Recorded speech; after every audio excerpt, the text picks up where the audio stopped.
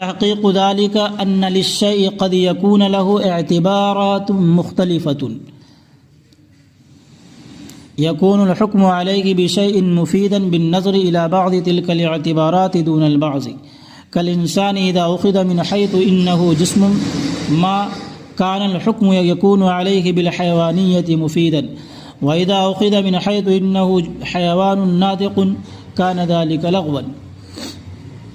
اور اس جواب کی تحقیق یہ ہے کہ شے کے کبھی مختلف اعتبارات ہوتے ہیں.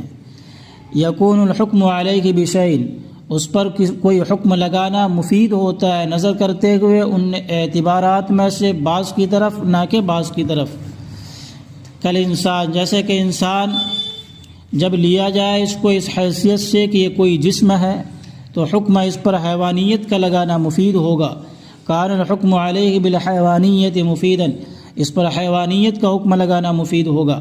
وَإِذَا أُخِذَ مِنْ حَيْثُ إِنَّهُ حَيَوَانٌ نَاطِقٌ، اور جب لیا جائے اس کو اس حیثیت سے کہ یہ حیوان ناطق ہے تو یہ حکم لگانا غیر مفید ہوگا، لغو ہوگا.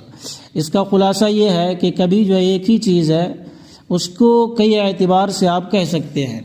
مثال کے طور پر ایک الانسان حیوان کہنا بالکل لغو کلام ہے، لیکن یہاں پر تعویل یہ ہوگی کہ آپ یہاں انسان سے مراد کیا لے گئے، جسم مراد لے رہے ہیں، تو ظاہر ہے کہ ہر جسم جاندار نہیں ہوتا ہے. انسان ایسا جسم ہے جو جاندار، یہ کہنا صحیح ہوگا.